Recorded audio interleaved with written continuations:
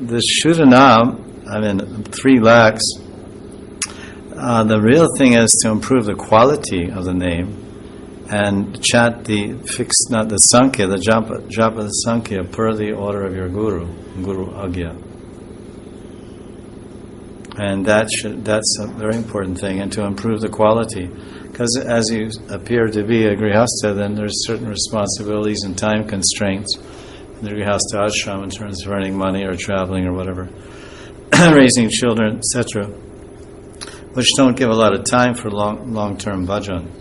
And if you're more free for long-term bhajan, even as a Grihastha, then you have to, if it's just numbers and there's no ruchi, then it will not go long.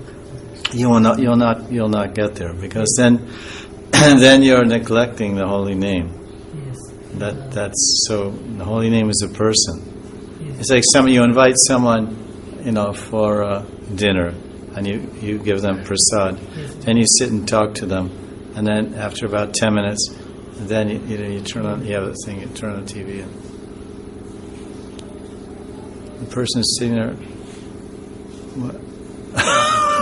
you start watching TV and the person's sitting next to you, because I'm tired of talking to this person. I'm just you don't say goodbye or please go now or excuse me.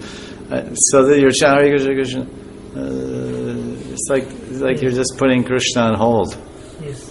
So we have the one thing is our Guru Agya of chanting the Sankhya, japa daily, rose japa the Sankhya, and then the next point is how much can we bear? Yes. Because the gopis didn't chant japa, they love Krishna. Yeah.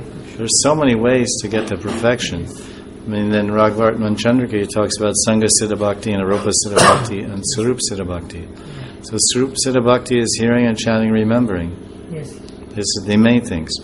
And hearing, chanting, remembering your Ishtadev, Radha and Krishna Yugal in Vrindavan, in the context of the Vrindavan Leela with their associates. So you chant some, and then you're losing a taste, so you read some, yes, like this. In other words, you pass the day, yes, remembering Krishna. Yeah.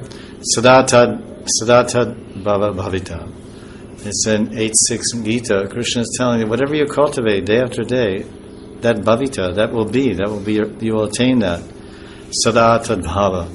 That bhav, that sadatad bhava, tad bhav means that bhav, that mood, that feeling, that attitude that you cultivate moment to moment, hour to hour, every day. Bhavita, you will attain that at death. Kalevaram, tyajante kalevaram. Tyajit yante kalevaram. This sharir, ante sharir, then tyag, death, maran. And then so all day long you think, Krishna, you're a servant, and you're chanting, Krishna, I'm a servant of Radharani, and I'm chanting this holy name to please Radharani. Or different meanings are there. Different feelings, maybe your Guru Dev gave, or your Shiksha Guru on his behalf, or whatever.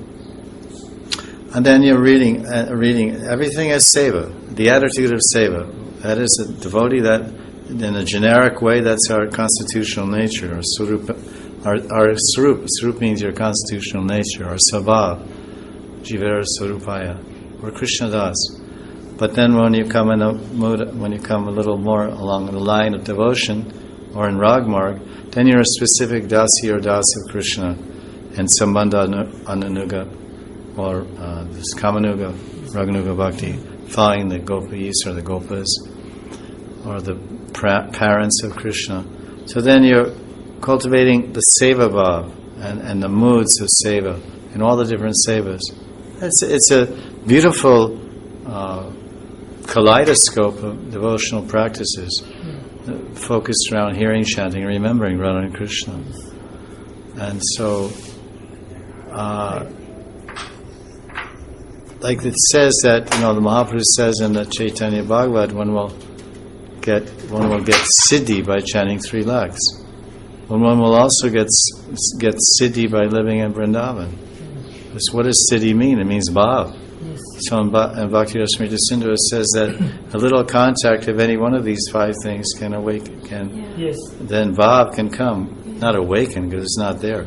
Bhav will arise, will manifest. Manifest is the best word. It will come to us. Like the sun doesn't awaken. Prabhupada, sometimes if you look in his books on folio under Uday, he says, appear, arise. So that's why people get confused. In other places he says manifest, and manifest is the best way. Like we say, Mayapur Chandrodaya Mandir. So it doesn't mean it's rising. It's like the moon is not rising, it's appearing to us. It's always there. So Bhava is Nityasthita Bhavasya. Bhava and Prema are Ladani Shakti. They're in the spiritual world. They're always there. But it's for us that all night we're in the darkness. We're in the modes of nature. And we're not Vishuddha Sattva. When we become Vishuddha Sattva, then it rises. It rises means it manifests and rises in us. First the moon, the earth has to turn in such a way where the moon can manifest, the sun can manifest at the end of night, and then we see it rise.